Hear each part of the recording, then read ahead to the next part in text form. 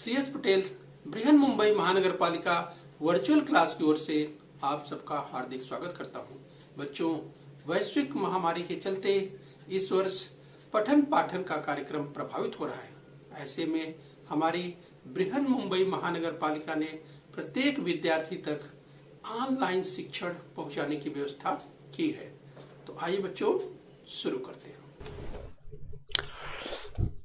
बच्चों, आज हम बात करेंगे कक्षा 5वीं की, और जिसमें बच्चों आज हम सीखने वाले हैं परिसर अध्ययन भाग 1 यानी EVS पार्ट 1 की हम बात करेंगे। तो बच्चों, स्क्रीन पर आप देख पा रहे हैं परिसर अध्ययन भाग 1 कक्षा 5वीं की पाठ्य पुस्तक का फ्रंट पेज आपको दाहिनी ओर स्क्रीन पर दिखाई दे रहा है। और बच्चों, आज हम सीखने वाले हैं 6वां पाठ यानी पार्ट 6 नियम सबके लिए यानी रूल्स आर फॉर एवरीवन। तो बच्चों, आज हम सीखेंगे नियम सबके लिए यानी रूल्स आर फॉर एवरीवन।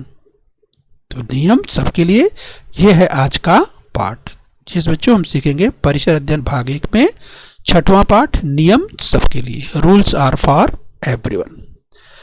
तो बच्चों, मैं CS Patel virtual training centre MCGM Mumbai से। तो आइए बच्चों आगे बढ़ते हैं। बच्चों, बताओ तो यानी कैन यू टेल। तो बच्चों, इसके पहले आप पढ़ चुके हैं परिवहन के नियम, यानी बच्चों परिवहन के नियमों की बात करें यानी रूल्स ऑफ ट्रांसपोर्ट की बात करें, परिवहन के नियमों की बात करें तो ये बच्चों आपने यात्राएं की होंगी, आप यहाँ वहाँ जाते होंगे, शहरों में रहते हैं तो आपने देखा होगा। रूल्स ऑफ द रोड की बात करें, परिवहन के नियमों की बात करें कि किस प्रकार से सड़क के पार करनी चाहिए, सड़क जब पार कर रहे हैं तो आप किन सावधानियों को ध्यान में रखना चाहिए, अगर आप सड़क पार कर रहे हैं तो क्या आप जेब्रा क्रॉसिंग को ध्यान में रख रहे हैं, बाईं ओर से चल रहे हैं यानी अपने से लेफ्ट की ओर चल रहे हैं, तथा आते जाते जो सड़क पे सिग्नल लगे रहते हैं, सिग्नलों यानी जो संकेत हैं green signal, red signal, yellow signal, क्या आप उनका बराबर ध्यान रखते हैं। इस अगर बच्चों आपने इसे देखा होगा रोड पर। तो बच्चों, अगर आपके अनुसार देखा जाए तो इन नियमों का पालन करने से क्या होगा। तो बच्चों, आप समझ सकते हैं अगर इन नियमों का पालन करेंगे सब लोग तो इससे सब ठीक ठाक चलेगा। अगर कोई नियमों का पालन नहीं करेगा तब क्या होगा, तो वह तो समस्या से ग्रसित होगा ही, इसके साथ ही वह और भी लोगों को प्रभावित करेगा तो समस्याएं बढ़ जाएंगी। इसलिए नियमों का पालन करना जरूरी है। तो नियम सबके लिए यानी रूल्स आर फॉर एवरीवन। परिवहन सुचारू रूप से चलाने के लिए कुछ नियम होते हैं और हम इनका पालन करते हैं। इस बच्चों, जो ट्रैफिक के रूल्स हैं, नियमों का पालन करना जरूरी है। जैसे अपने से बाईं ओर चलना है तो अपने से बाईं ओर चलना है, एम्बुलेंस अगर है तो किस तरह से उसे रास्ता देना है, उसके रूल्स बने हुए हैं। तो बच्चों, उसी प्रकार सामाजिक जीवन में प्रत्येक व्यक्ति का जो काम करना है उसके लिए भी नियम बने होते हैं, उन नियमों का पालन करना जरूरी होता है। तो नियम सबके लिए है, वे सभी के लिए समान रूप से लागू होते हैं। तो बच्चों, यहाँ बाईं ओर स्क्रीन पर आप देख सकते हैं कि नियमों के आगे कोई भी छोटा अथवा बड़ा नहीं होता, नियम सबके लिए बराबर होते हैं। जिस अगर रूल्स ऑफ द रोड की बात करें तो बच्चों देखिए, अगर आप सड़क पर गाड़ी लेकर चला रहे हैं तो ये जो गाड़ी के यानी पेपर होते हैं, कागजात होते हैं, डॉक्यूमेंट्स होते हैं, वो होने चाहिए। इसके अलावा जो नियम हैं परिवहन के उनका पालन करना जरूरी होता है। नियमों का पालन न करने पर क्या होता है बच्चों, नियमों का पालन न करने पर दंड मिलता है। तो इसलिए जरूरी है नियमों का पालन करना जरूरी है।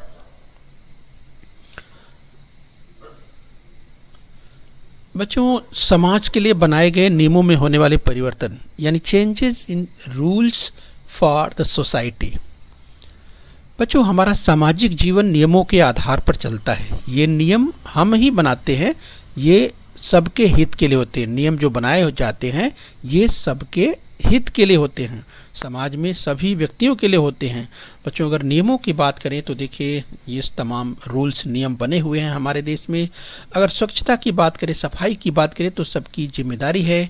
कूड़े करकट को यहाँ यत्र तत्र सड़क पर नहीं फेंकना चाहिए, उसे व्यवस्थित रूप से जहाँ उसका स्थान है कूड़ेदान में ही रखना चाहिए।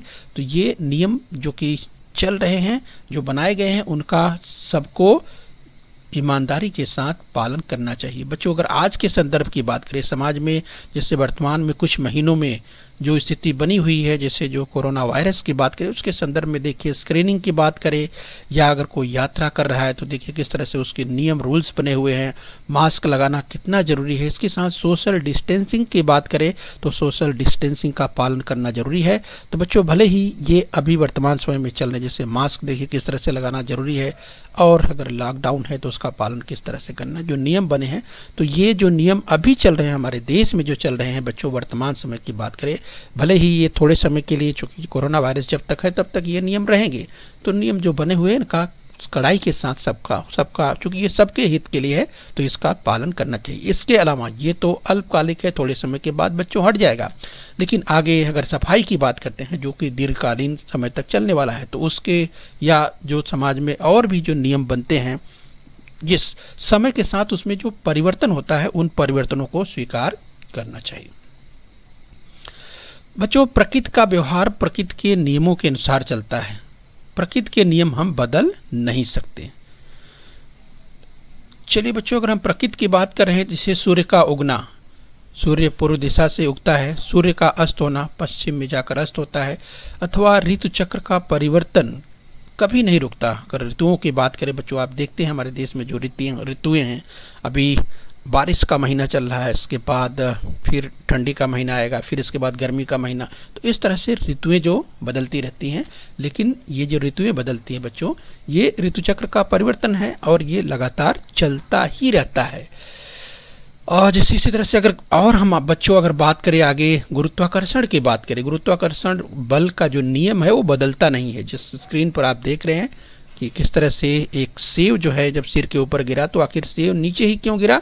इसके बाद देखिए गुरुत्वाकर्षण के संदर्भ में तमाम जानकारियाँ जो है जुटाई गई और वैज्ञानिकों ने इसके लिए प्रयास किया। और देखिए आप देख सकते हैं किस तरह से जो गुरुत्वाकर्षण का बल है हर एक का, चाहे पृथ्वी का गुरुत्वाकर्षण बल है या जो आकाश में तम और भी पिंड हैं, सबका अपना गुरुत्वाकर्षण बल है और किस तरह से वे एक दूसरे पिंड से किस तरह से जो दूरी बनाए हुए हैं ये भी हम समझ सकते हैं। तो ये बच्चों गुरुत्वाकर्षण बल की बात कर रहे हैं, तो उसका जो नियम है वो बदलता नहीं है। तो प्रकृति के नियम बदलते नहीं है और जो मनुष्य नियम बनाता है, समाज के लिए बनाता है, वे किस तरह से बदलते जाते हैं।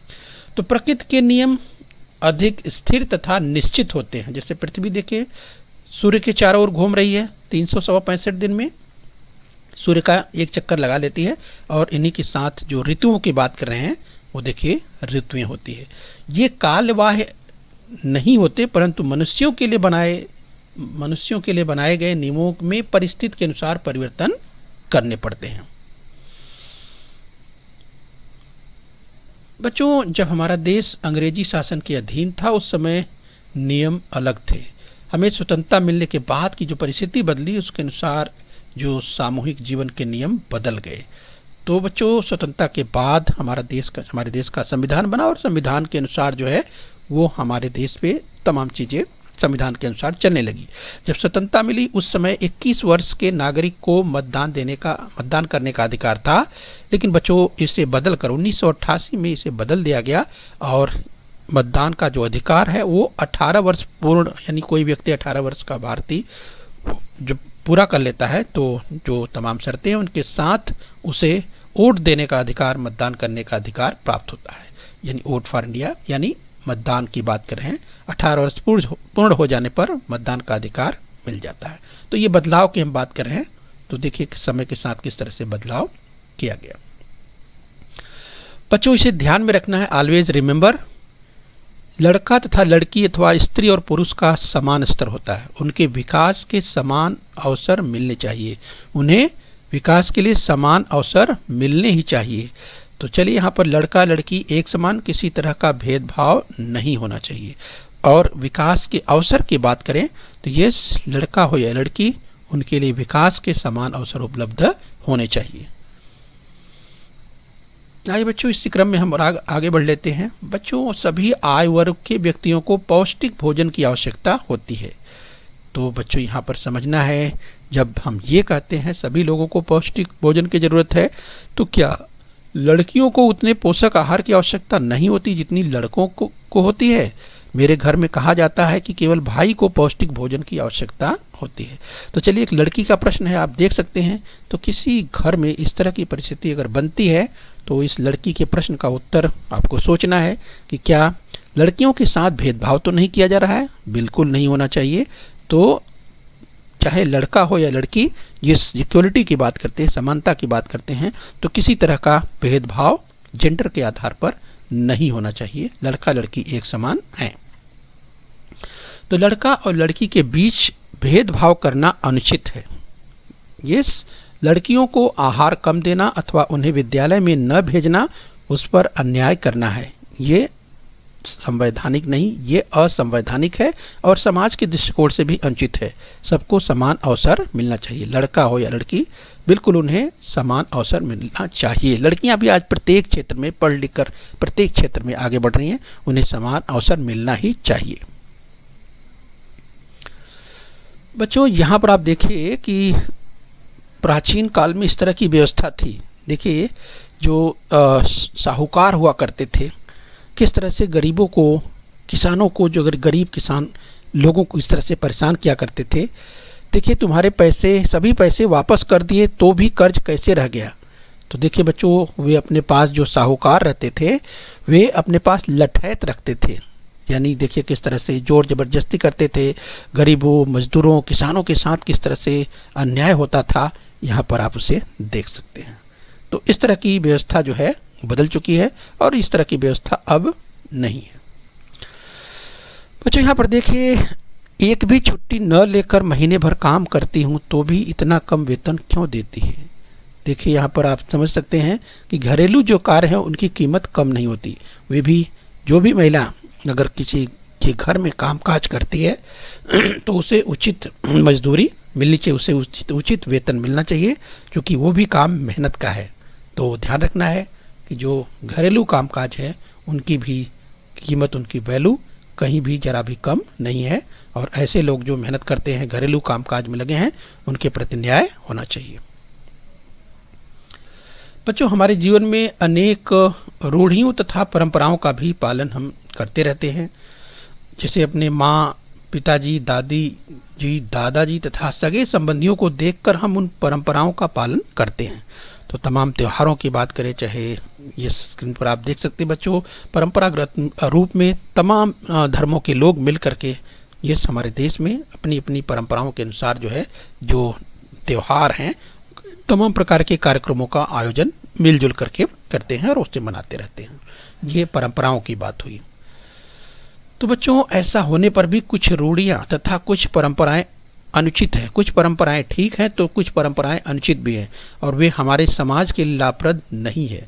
जैसे जाति भेद के कारण समाज में ऊंच नीच की खाई का निर्माण हुआ और विषमता बढ़ गई।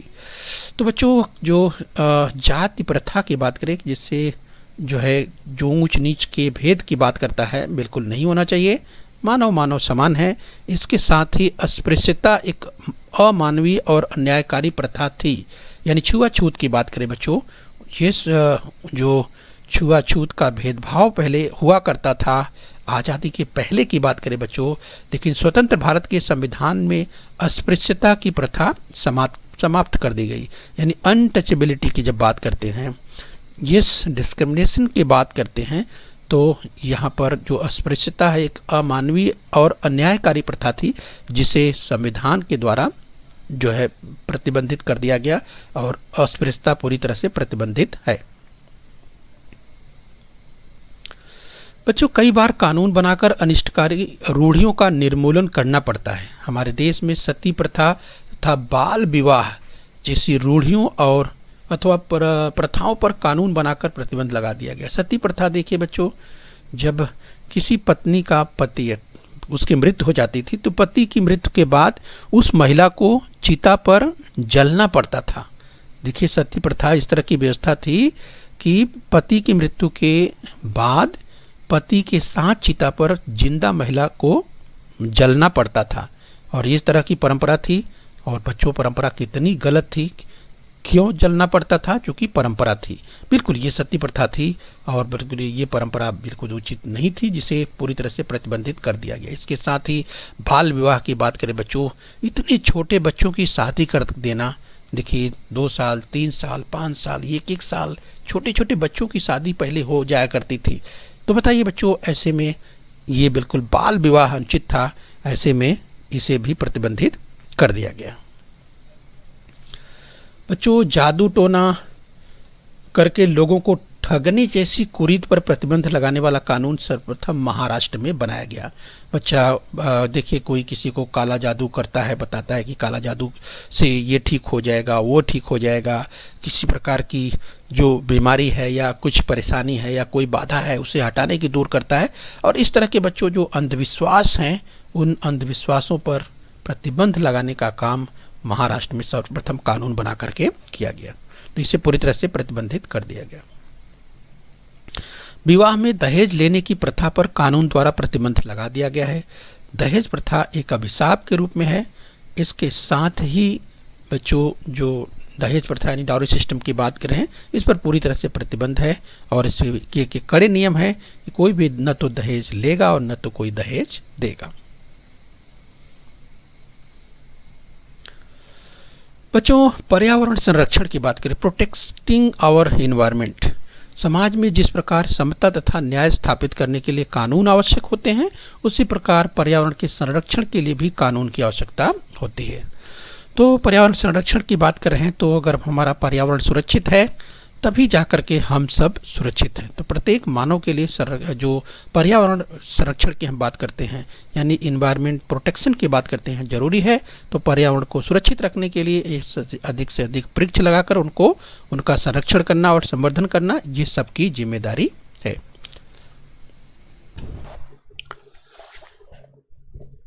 तो जो हम बात करेंगे पर्यावरण संरक्षण की, पर्यावरण संरक्षण यानी प्रोटेक्टिंग आवर इन्वायरमेंट की हम बात कर रहे हैं। तो जो हम अनेक बातों पे प्रकृति पर निर्भर होते हैं। तो बच्चों, जिस हम बात कर रहे हैं पर्यावरण संरक्षण की यानी प्रोटेक्टिंग आवर एनवायरनमेंट। बच्चों, अगर आप ध्यान से देखें स्क्रीन पर, जैसा कि आप दाहिनी ओर आप देख पा रहे हैं, बच्चों आप सोचिए कि अगर आपको अगर ये जो पेड़ पौधे दिखाई दे रहे हैं, इस बच्चों हम प्रकृति के सानिध्य की बात कर रहे हैं, अगर ये पेड़ पौधे ना हो बच्चों, तो सोचिए, अगर एक पल के लिए अगर सोचिए कि अगर पूरी पृथ्वी पर वृक्ष ही न हो, तो बच्चों आप सोचिए कितनी बड़ी समस्या हो जाने वाली है, राइट। क्योंकि वृक्ष हमारे मित्र हैं, आप अच्छी तरह से जानते हैं, वृक्ष से हमें ढेर सारी चीज़ें मिलती हैं, चाहे हम कंदमूल फल की बात करें विविध प्रकार की, और तमाम औषधियों की बात करें, यहाँ तक कि बच्चों हम अगर जो श्वास लेते हैं, इस जैसा कि आप जानते हैं कि वृक्ष हमारे लिए ऑक्सीजन में कितना सहयोग करता है, ये आप जानते हैं। तो यानी अगर हम बच्चों जब हम पर्यावरण की बात कर रहे हैं, इन्वायरमेंट की बात कर रहे हैं, तो यहाँ पर हम जब प्रकृति की बात कर रहे हैं, हम अनेक बातों में प्रकृति पर निर्भर होते हैं। इस बच्चों प्रकृति से अलग होकर के हम यानी मानव रह ही नहीं रह सकता। यस, तो यहाँ पर आप समझ सकते हैं कि प्रकृति की कितनी बड़ी उपयोगिता इस प्रत्येक सजीव के लिए यहाँ पर हम समझ सकते हैं, न केवल मानव बल्कि सभी के लिए। तो बच्चों प्रकृति का कितना महत्वपूर्ण रोल है, तो इसे हम समझ सकते हैं। तो बच्चों जब इतना महत्वपूर्ण रोल है प्रकृति का यानी पर्यावरण का, तो उसका संरक्षण कितना जरूरी है, राइट। तो अगर बच्चों पर्यावरण प्रदूषण जिस तरह से बढ़ रहा है, बच्चों आप सोचिए कि अगर जिस तरह से प्रदूषण बढ़ रहा है, अगर उसी तरह से प्रदूषण बढ़ता रहा, और बच्चों जैसा कि आप जानते हैं कि जो पृथ्वी की भूपर्पटी है, जो क्रस्ट है, उसका तापमान बढ़ रहा है, और बच्चों अगर इस समुद्र में जो जल है, बच्चों अगर सोचिए कि या हम यूँ कहें कि उसका जो स्तर है समुद्र के जल का वो धीरे धीरे बढ़ रहा है बच्चों। कारण आप जानते हैं कि जो अगर बड़े बड़े जो ग्लेशियर हैं, हिमनद हैं बच्चों, जिस जो ध्रुवों पर जिस बड़ी मात्रा में क्या है आइस जमी हुई बच्चों, बर्फ है, और वो बर्फ अगर बड़े बड़े आइसबर्ग जो है यूं कहें कि अगर वो पिघलने लगेंगे तो क्या होगा बच्चों, उससे समुद्र का जल स्तर बढ़ेगा, और समुद्र का जल स्तर बढ़ेगा तो क्या होगा, ये नदियों के या समुद्रों के किनारे, नदियों का पानी जो समुद्र में जाता है, लेकिन जो समुद्र के किनारे बच्चों विश्व के तमाम अगर बड़े बड़े शहरों की बात करें समुद्र के किनारे हैं जिस, तो बच्चों क्या होगा उनका, तो बच्चों बहुत ही गंभीर समस्या हो जाएगी अगर समुद्र का जल स्तर तेजी से बढ़ने लगा। तो इसके लिए हम प्रकृति की ही बात करते हैं, यानी ये सबकी जिम्मेदारी बनती है कि जब हम प्रकृति पर निर्भर हैं तो प्रकृति यानी पर्यावरण के संरक्षण की जिम्मेदारी सबकी बनती है। तो इसे हमें ध्यान रखना है बच्चों। हमारी अनेक आवश्यकताओं की पूर्ति प्रकृति के कारण ही होती है। ये तमाम आवश्यकताओं की पूर्ति, अभी जैसे हमने कहा विभिन्न प्रकार के अगर औषधियों की बात करें तो बच्चों हमें कहाँ से मिलती हैं, ये उनका अगर आधार है तो बच्चों तमाम जो जड़ी बूटियों की बात करें या तमाम जो यूँ कहें कि मेडिसिन्स हैं, उन दवाओं में भी बच्चों प्रकृति के तमाम जो घटक हैं उनका उपयोग किया जाता है। तब यहाँ पर आप समझ सकते हैं कि इनकी कितनी भूमिका, अर्थात प्रकृति की कितनी बड़ी भूमिका है, पर्यावरण की कितनी बड़ी भूमिका है। इस बच्चों हम मानव जीवन की बात करें या हम सभी सजीवों की बात करते हैं जो कि सबके लिए बहुत जरूरी है। इस तरह से पर्यावरण का संरक्षण प्राथमिकता के लिए सबके लिए बहुत जरूरी है, और पर्यावरण को लंबे समय तक जो है ठीक बनाए रखना सबकी जिम्मेदारी होती है। क्योंकि जिस तरह से अब बच्चों आप देखते हैं कि लोग अंधाधुंध अगर जंगलों की कटाई की बात करें या तमाम तरह तरह के प्रदूषणों की बात करें, तब तरह की जो गैसों का जो इस्तेमाल हो रहा है, और बच्चों जो गैसें विभिन्न प्रकार की खतरनाक गैसें जो निकलती है, जैसे हम बात करें ओजोन लेयर की, बच्चों अगर बात करें तो ओजोन लेयर जैसा कि आप जानते हैं जो कि कितना मदद करती है ओजोन लेयर, राइट। इसकी जो सूर्य की अल्ट्रा वायलेट जो रेजेस है, सूर्य की पराबैंगनी किरणें जो कि बच्चों वो पृथ्वी तक आने में किस तरह से रोकती है ओजोन लेयर। लेकिन बच्चों अगर वो क्षतिग्रस्त होगी, जैसा कि वैज्ञानिकों का अनुमान है कि उसमें वो धीरे धीरे क्षतिग्रस्त हो रही है, तो बच्चों सूर्य की जो अल्ट्रा वायलेट किरणें हैं अगर वो सीधी हम तक पहुंचेगी तो तरह तरह के स्किन डिजीजेस होने लगेंगी, तरह तरह की समस्याएं और बढ़ने जाएगी। इसलिए प्रकृति की बात हो रही है बच्चों, पर्यावरण संरक्षण की बात हो रही है, तो पर्यावरण संरक्षण को बहुत ही इस गंभीरता से बहुत ही ध्यानपूर्वक जो है उसके संरक्षण की यानी प्रोटेक्शन की बात सभी को करनी चाहिए। उसके लिए प्रयास भी किए जाते रहे हैं और किए जा रहे हैं। ये बच्चों हम बात कर रहे हैं पर्यावरण संरक्षण की यानी प्रोटेक्टिंग आवर एनवायरनमेंट की बात कर रहे हैं, राइट। तो जो स्क्रीन पर बच्चों दाहिनी और आप एक नदी देख रहे हैं बच्चों, नदियां हमारे लिए जिस अगर जल वाहिनी की बात करें, वरदायिनी की बात करें, यानी किस तरह से हमारे जीवन को वो हरा भरा करने में नदियां सहयोग देती है। याद कीजिए बच्चों, नदियों के द्वारा इस तरह तरह के नदियों पर बांध बना करके जो पानी की उपयोगिता की बात करें बच्चों, उससे हमें सिंचाई के लिए जल तो उपलब्ध होता ही है, इसके साथ साथ बिजली या और भी हमारी जो आवश्यकताएं हैं ये उसकी पूर्ति करने में नदियां बहुत ही मददगार साबित होती हैं। तो इसलिए बच्चों हम बात करते हैं कि हमारे बाद आने वाली पीढ़ियों के लिए भी प्राकृतिक संसाधनों की आपूर्ति होनी चाहिए।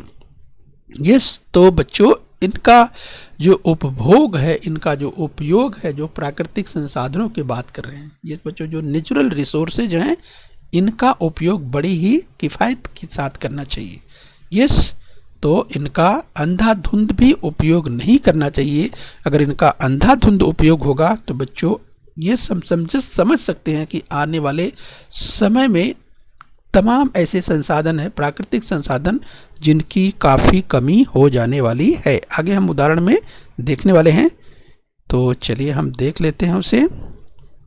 तो हम बच्चों बात कर रहे हैं पर्यावरण संरक्षण की, यानी प्रोटेक्टिंग आवर एनवायरनमेंट की बात कर रहे हैं। राइट, तो स्क्रीन पर आ चुका है बच्चों। अगर कोल की बात करें, कोयला की बात करें, तो बच्चों धीरे धीरे कोयला समाप्त होता जा रहा है। राइट, तो इस तरह से अगर इसका उपयोग सावधानी से नहीं किया गया तो आगे आने वाले समय में, राइट, तो बच्चों यहाँ पर आप समझ सकते हैं, हम समझने का प्रयास करें कि संसाधनों का उपयोग बहुत ही किफायती ढंग से करना चाहिए।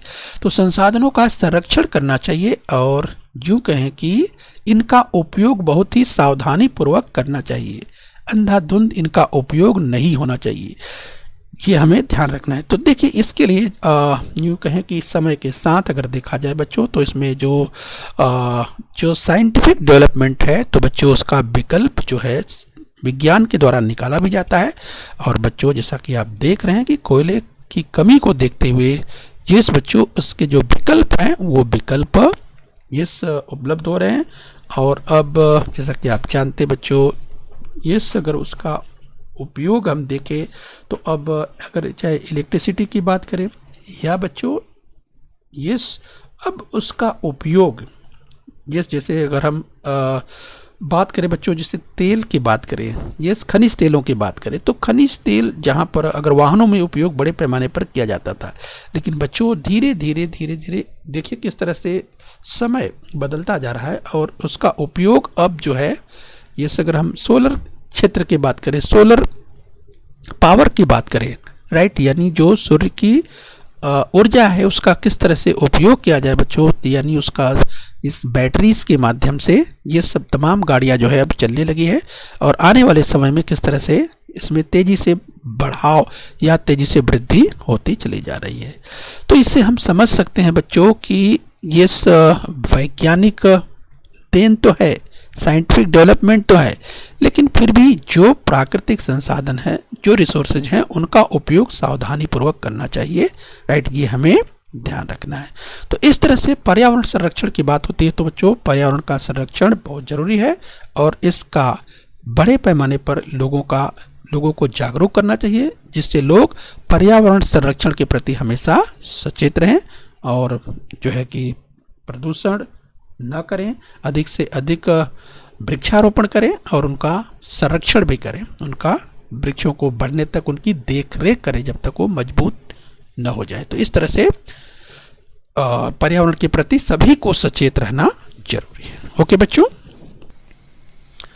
हमारी जो सामाजिक समस्या है और सोशल अगर इशूज की बात करें तो आप देख सकते हैं, जैसे निरक्षरता की बात करें, अभी भी तमाम लोग जो कि निरक्षर हैं उन्हें भी पढ़ लिख करके साक्षर हो जाना चाहिए। यानी अंधविश्वास की बात करें, समाज में जो अंधविश्वास अभी भी बना हुआ है, कहीं कहीं पर इस तरह की घटनाएं हो जाया करती हैं, बिल्कुल अंधविश्वास पर लोगों को भरोसा नहीं करना चाहिए। तो ये भी इशू है। सोशल इशू की बात करें, बाल विवाह ये भी सोशल इशू है, तथा बाल मजदूरी ऐसे समय में जब बच्चों को 6 से 14 वर्ष की उम्र में, जबकि उन्हें अनिवार्य उनकी शिक्षा की गई है, उन्हें अनिवार्य प्राथमिक शिक्षा प्राप्त करनी है, अगर ऐसे में वे मजदूरी का कार्य करते हैं तो बिल्कुल ये उचित नहीं है। तो इस तरह से संविधान ने इसको पूरी तरह से प्रतिबंधित किया हुआ है कि बच्चों को ये उम्र पढ़ने लिखने की है, न कि मजदूरी करने की। बच्चों क्या आप जानते हैं, जाति भेद, स्त्री पुरुष विषमता एवं स्त्री शिक्षा का अभाव ये हमारे समाज की प्रमुख बाधाएं थी। इन्हें दूर करने का प्रयत्न महात्मा ज्योतिराव फुले, राजर्षि शाहू महाराज तथा डॉक्टर बाबा साहब अम्बेडकर ने किया। स्त्रियों की शिक्षा के लिए सावित्रीबाई फुले को बहुत बड़ा संघर्ष करना पड़ा और इनकी सहयोगी फातिमा शेख, जो स्क्रीन पर आप देख रहे हैं, इनका बहुमूल्य सहयोग दिया, तथा इसके साथ ही महर्षि धोंडो केशव कर्वे ने स्त्री शिक्षा के लिए बड़े कार्य किए। तो इस तरह से ज्योतिराव फुले, राजर्षि शाहू महाराज, डॉक्टर भीमराव अंबेडकर तथा सावित्रीबाई फुले, और आपने नाम सुना फातिमा शेख था, इसके साथ ही महर्षि धोंडो केशव कर्वे ने स्त्री शिक्षा के लिए बड़े कार्य किए। बच्चों आइए अब अभ्यास कर लेते हैं। तो चलिए, रिक्त स्थान में उचित शब्द लिखना है। हमारा सामाजिक जीवन, यस रिक्त स्थान है, उसके आधार पर चलता है। तो याद कीजिए बच्चों, इसकी चर्चा हुई। यस, तो हमारा सामाजिक जीवन नियमों के आधार पर चलता है। चलिए कथन और देख लेते हैं। स्वतंत्र भारत के संविधान ने यह रिक्त स्थान की प्रथा समाप्त की। तो बच्चों याद कीजिए, आपको याद आ गया होगा, अस्पृश्यता। स्वतंत्र भारत के संविधान ने अस्पृश्यता की प्रथा समाप्त कर दी। बच्चों, बृहन मुंबई महानगर पालिका के इस चैनल को सब्सक्राइब कर लीजिए और बेल आइकन प्रेस कर लीजिए। तो बच्चों, हम उम्मीद करते हैं यहाँ तक आपने समझ लिया है। आगे फिर मिलेंगे। आज के लिए इतना ही। Thank you very much.